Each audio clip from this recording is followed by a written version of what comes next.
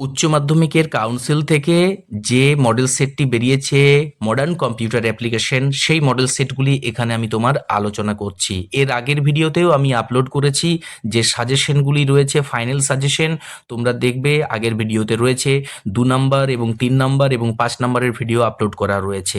এই মডেল সেটের প্রশ্নের উত্তরগুলি যদি পেতে চাও অবশ্যই ডেসক্রিপশনে দেখে নিতে পারো, সেখানে নিয়মাবলী দেওয়া রয়েছে, তোমরা একবার দেখে নেবে।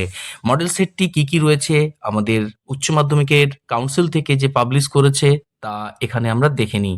বিভাগ গয়ে রয়েছে যে কোনো একটি প্রশ্নের উত্তর দিতে হবে। সেখানে রয়েছে multi processing time sharing operating সিস্টেমের মধ্যে পার্থক্য কি, কেন ইউজার মোড থেকে কার্নেল মোড যাওয়ার দরকার হয়।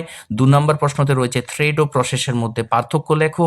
ইয়ার মডেলে স্টুডেন্ট এবং ক্লাস এন্টিটি সেটের মধ্যে দুটি সম্ভাব্য রিলেশনশিপের নাম লিখতে হবে।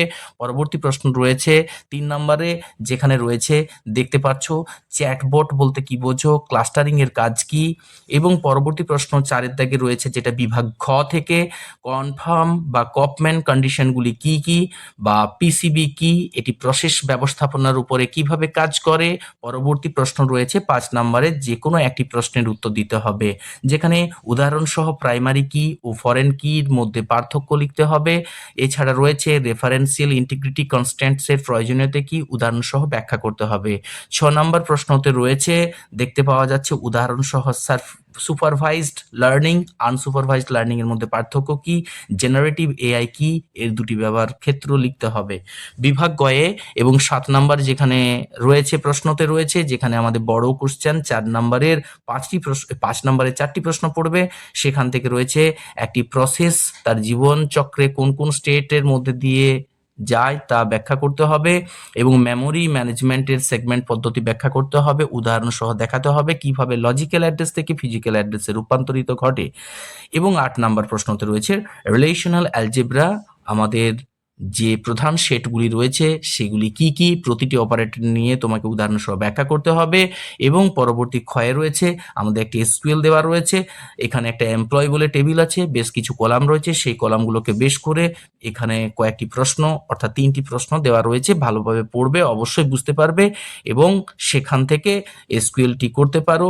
অথবা আমাদের এখানে রয়েছে ইয়ার মডেলের 1:1, 1:n, m:2n রিলেশনশিপ ব্যাখ্যা করতে হবে, প্রত্যেকটি উদাহরণ সহ ব্যাখ্যা করতে হবে। এর সাথে এসকিউএল এর যে বেশ কয়েকটি আমাদের কমান্ড আছে, ট্রানক্যাট, ড্রপ, ডিলিট, এই কমান্ডগুলোর মধ্যে পার্থক্য করতে হবে এবং উপযুক্ত সেটা একটা উদাহরণও দিতে হবে। তাই এগুলো মডেল সেটের আমাদের ফাইনাল সাজেশনে যে দিয়েছিলাম সেখানেও দেখবে এখানে রয়েছে। তবুও যে উচ্চ মাধ্যমিকের কাউন্সিল থেকে আমাদের এই কয়েকদিন আগেই মডেল সেটটি পাবলিশ করেছে সেটি এখানে আমি তোমাদের আলোচনা করে দিয়েছি। 9-এর দাগে সবার শেষে আছে শিক্ষাক্ষেত্রে এআই প্রয়োগগুলি উদাহরণ সহ আলোচনা করতে হবে, এবং এআই অর্থাৎ কৃত্রিম বুদ্ধিমত্তা প্রযুক্তির কারণে চাকরি জগতের কি ধরনের পরিবর্তন এসেছে, এটা অবশ্যই তোমাদের প্রশ্নটা খুব গুরুত্বপূর্ণ। আমি তোমাদের বলবো এটা অবশ্যই ভালোভাবে গুছিয়ে লিখবে। এবং আরও একটি মডেল সেট সাথে দেওয়া রয়েছে, পরবর্তী মডেল সেটটি হচ্ছে মডেল সেট 2। সেখানে রয়েছে দেখো বিভাগ গয়ের মধ্যে আমাদের 1-এর দাগে রয়েছে ডিস্ট্রিবিউটেড অপারেটিং সিস্টেম বলতে কি বোঝো, দুটি উদাহরণ দিতে হবে। প্রি এমটিভ শিডিউলিং এর দুটি অসুবিধা বিবৃতি করতে হবে। এবং 2 নম্বরের প্রশ্ন রয়েছে ডিগ্রি এবং কার্ডিনালিটি বলতে কি বোঝো, রেফারেন্সিয়াল ইন্টিগ্রিটি কনস্ট্যান্টস এর সুবিধা কি। 3 নম্বর প্রশ্নতে চলে আসছি আমি, যে কোনো একটি প্রশ্নের উত্তর দিতে হবে। এখানে শিক্ষার সাথে জড়িত এআই এর দুটি স্কোপ উল্লেখ করতে হবে, মেশিন লার্নিং এবং ডিপ লার্নিং এর একটি প্রযুক্তির নাম লিখতে হবে। বিভাগ ক্ষয়ে যাব আমরা, 5 নম্বরে যে কোনো একটি প্রশ্নের উত্তর দিতে হবে, ডিএমএল এর অন্তর্গত যে কোনো 3টে কমান্ডের সিনট্যাক্স ও কাজ লিখতে হবে, কার্টেসিয়ান প্রোডাক্ট এবং ন্যাচারাল জয়েন্ট অপারেশনের মধ্যে পার্থক্য লিখতে হবে। পরবর্তী 6 নম্বর প্রশ্নতে আসছি আমরা, যে কোনো একটি প্রশ্নের উত্তর দিতে হবে। এআই এর বিকাশে আমাদের টিউরিং টেস্টের বর্ণনা করতে হবে। এই প্রশ্নটা কিন্তু বারবার আসছে, এই প্রশ্নটাকে অবশ্যই তোমরা সকলে ভালোভাবে দেখবে। এছাড়া রয়েছে অ্যালগরিদমিক ট্রেডিং বা অটোমেটিক ট্রেডিং, কিভাবে এআই সাহায্য করছে। পরবর্তী প্রশ্ন 7 নম্বরে চলে যাচ্ছি। সেই 7 নম্বরে একটা টেবিল আছে, তোমরা দেখতে পাচ্ছ, সেখানে একটা কিছু প্রসেস বা অ্যারাইভাল টাইম বা বাস টাইম আছে। এই টেবিলটাকে বেশ করে তোমাদের বের করতে হবে এসজিএফ পদ্ধতি, যেটাকে বলা হচ্ছে এভারেজ টার্ন অ্যারাউন্ড টাইম এবং এভারেজ ওয়েটিং টাইম। এই দুটোকে বেশ করে একটা গ্যান্ট চার্টের সহযোগে আমাকে ব্যাখ্যা করতে হবে। এবং সাথে রয়েছে নন কন্টিগুয়াস মেমোরি অ্যালোকেশন কি, ভ্যারিয়েবল সাইজ পার্টিশন সুবিধা অসুবিধাগুলো বিবৃতি করতে হবে।